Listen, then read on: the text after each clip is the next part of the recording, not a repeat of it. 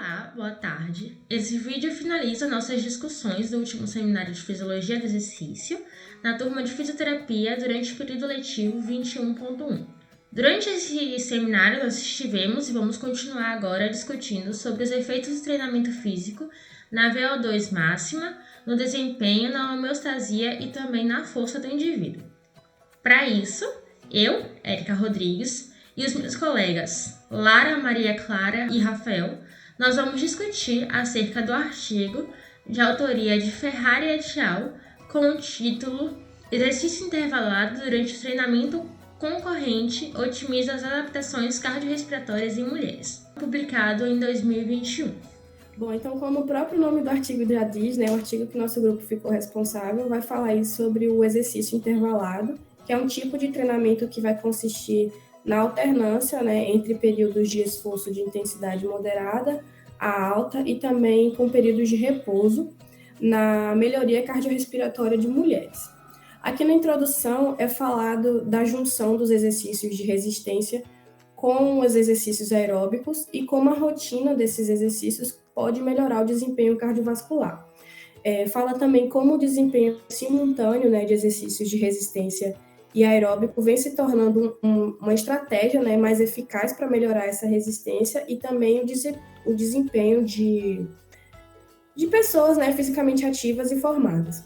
Só que ele fala também que a quantidade exata de exercícios aeróbicos necessário para conseguir essas adaptações cardiorrespiratórias não é bem clara, só que sugere aí em torno de 150 minutos semanais, sendo mais ou menos 3 dias por semana, de exercício aeróbico para alcançar esse objetivo. Também é falado do VO2 máximo, que geralmente exercícios com maiores intensidades são mais eficazes para melhorar o VO2, só que em alguns testes, os adultos e alguns jovens também mostraram que exercícios de intensidades baixas a moderadas, sendo aí em torno de 45% desse VO2 máximo, podem parecer suficientes para melhorar, sugerindo que haja intensidades do exercício aeróbico diferentes. E aí, ele sugere aí 2 tipos de exercícios, que é o exercício aeróbico contínuo, bem como um treino de alta intensidade de intervalo, que aí ele fala do HIIT, porque o HIIT vem se tornando uma forma bem popular de exercício, porque ele tem os efeitos bem potentes, só que ele tem uma necessidade menor de tempo, como aí o CrossFit. Dando continuidade ao seminário, vamos abordar um pouco agora sobre os métodos. Em primeira instância, vamos falar um pouco sobre as participantes. O estudo aponta que foram 32 mulheres jovens e ativas que participaram do estudo. Elas eram estudantes de educação física, e que praticavam esportes recreativos, mas que não participavam de nenhum tipo de treinamento, nenhum tipo de programa nos últimos 3 meses. E o artigo também aponta que elas que se ofereceram para participar do estudo. Todas as participantes estavam livres de qualquer tipo de doença, musculoesquelética, cardíaca, pulmonar, articular, enfim. Elas foram informadas sobre os procedimentos, sobre os riscos e deram esse consentimento de modo escrito, em um termo. Além disso, elas foram orientadas a manter uma ingestão alimentar normal e atividades físicas diárias durante todo o estudo. E as suas características basais estão listadas nessa tabela 1. Como vocês podem ver aí anos de idade, massa corporal em quilo, altura em centímetros, percentual de massa gorda, 1 RM de leg press em quilo, 1 RM de supino em quilo também. Aí, isso de acordo com cada tipo de grupo, em que elas foram alocadas. Também tem aí a média e o desvio padrão. Em relação ao design experimental, as participantes, elas foram distribuídas, foram alocadas em 3 grupos diferentes, que foi o C1, como vocês podem ver aí, que foram 10 mulheres alocadas nesse grupo. C1 significa corrida contínua e treinamento resistido. O outro grupo foi corrida intervalada e treinamento resistido, que é simbolizado pelo I, corrida, que foram alocadas 11 mulheres. E o último grupo foi o treinamento apenas resistido, que é simbolizado por TR ou RT, e que também 11 mulheres foram alocadas nesse grupo, totalizando 32 mulheres. O programa de treinamento durou 11 semanas, e elas treinavam 2 vezes por semana. Isso, elas poderiam treinar nas segundas e nas quintas, ou nas terças e nas sextas. Isso aí ficava a critério, né, de cada participante. Antes e após o treinamento, elas realizavam um teste cardiorrespiratório para determinar o VO2 máximo, e também o VT1 e o VT2, que são limiares ventilatórios, né? Além disso, também foi realizado um teste para determinar, né, a velocidade e o ritmo cardíaco, né, dessas participantes. Isso de acordo com a intensidade, né, do exercício, do treinamento. Também houve avaliação da força máxima, da composição corporal, como vocês podem ver aí. Também houve medições da massa corporal e da estatura, isso pela balança analógica e estadiômetro. E também a força dinâmica também foi avaliada, né, através de um teste máximo de repetição, no RM, de leg press e supino. Bom, as participantes, elas realizaram, né, um teste incremental na esteira, iniciaram com a velocidade de 5 km e 1% de inclinação durante 2 minutos, e aí, posteriormente, a cada 1 minuto, a velocidade ela foi sendo aumentada de 1 em 1 km. A inclinação ela foi mantida, né, até que as participantes atingissem seu esforço máximo.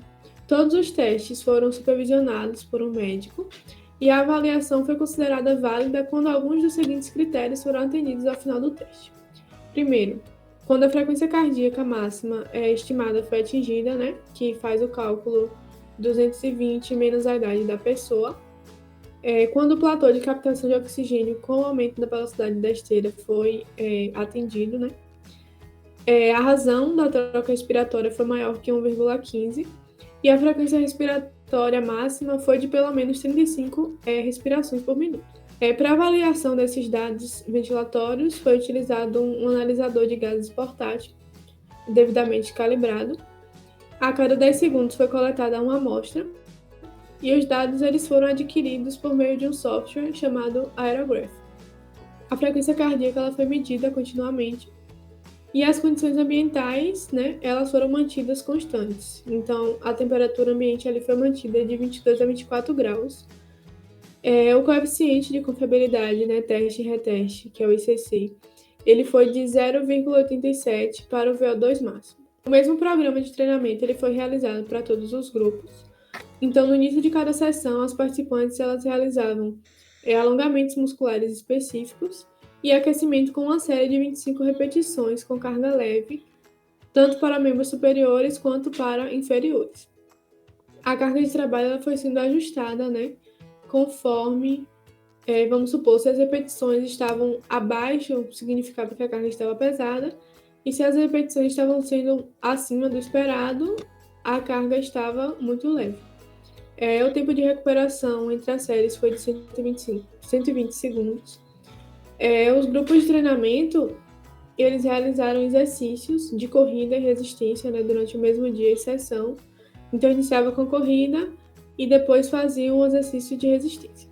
As sessões aeróbicas, né, dos dois grupos, elas duraram o mesmo tempo. Então, começava com 20 minutos nas primeiras 2 semanas. Das semanas 3 a 8 era de 25 minutos e das semanas 9 a 11, 30 minutos. Os grupos eles foram diferenciados pela intensidade de treinamento aeróbio.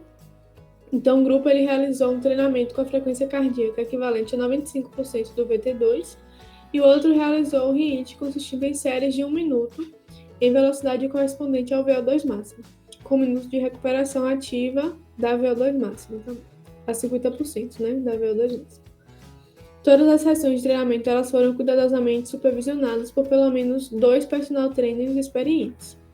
Quanto à análise estatística, foi usada a estatística descritiva, né, para analisar os dados coletados e foram apresentados como média de desvio padrão, como o Rafa falou, e foram realizados alguns testes, né, para verificar a distribuição normal e a homogeneidade dos dados.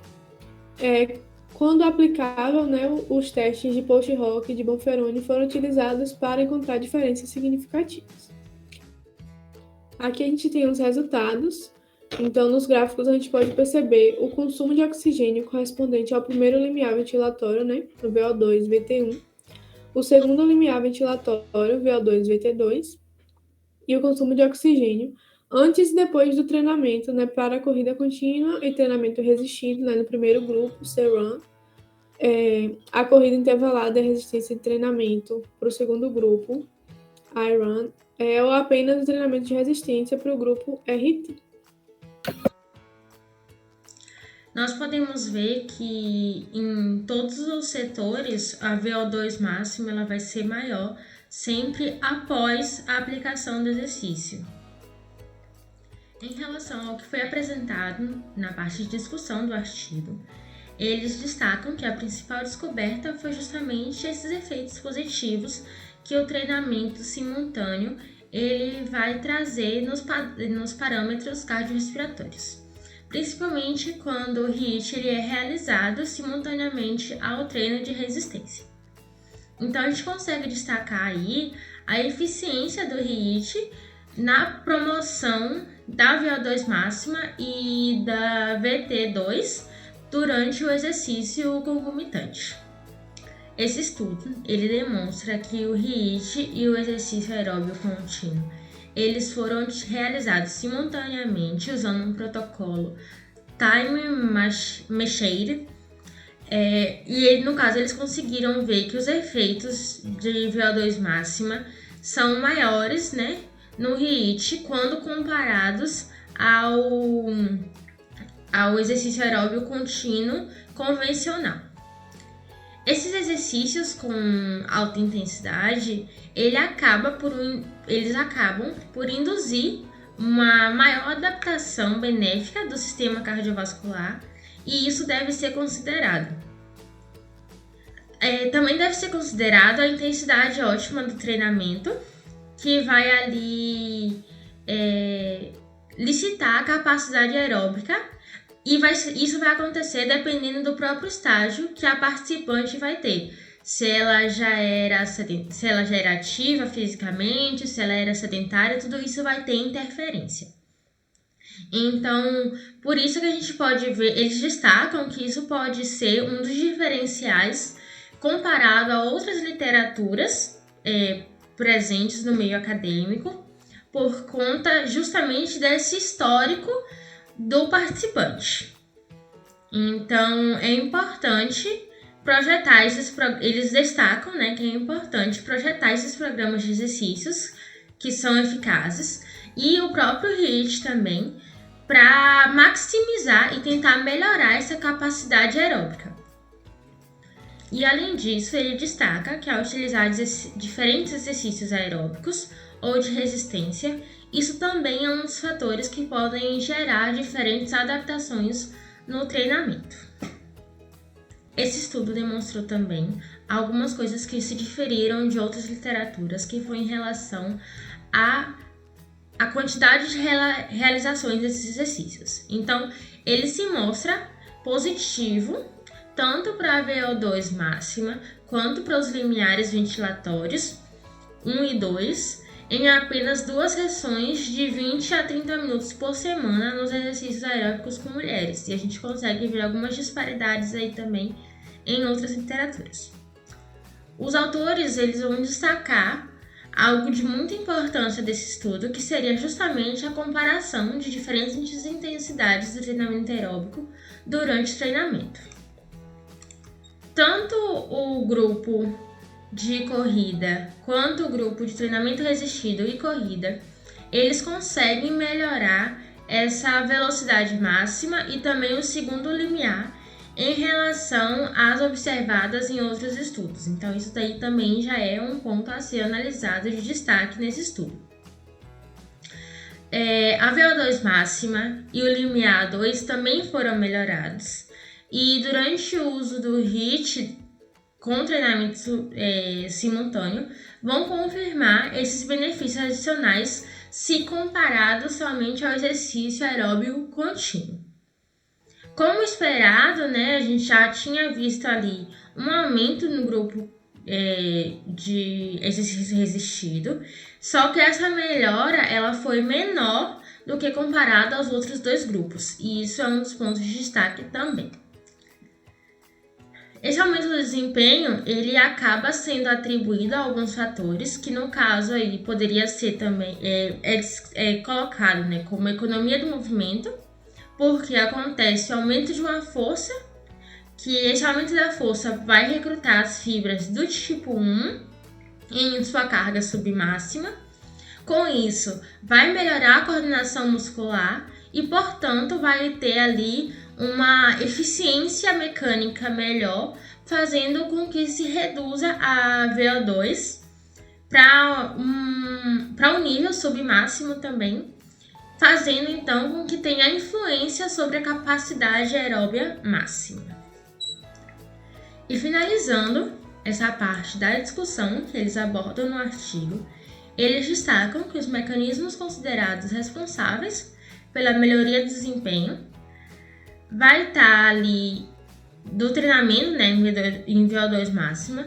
Eles são a melhoria da potência crítica também, que vão melhorar a função cardíaca, vão reduzir o déficit de oxigênio e vão ter ali uma contribuição aeróbia no início do exercício e também nos limiares ventilatórios e no limiar de lactato.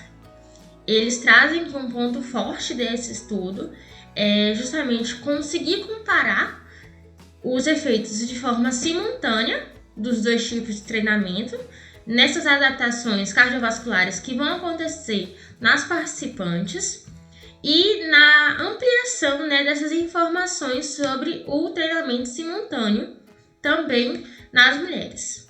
Em relação às limitações que esse artigo apresenta, ele acaba, de uma certa forma, evitando, né, que os participantes se engajem em outros programas de treinamento, porque precisa diminuir essa questão, esse viés.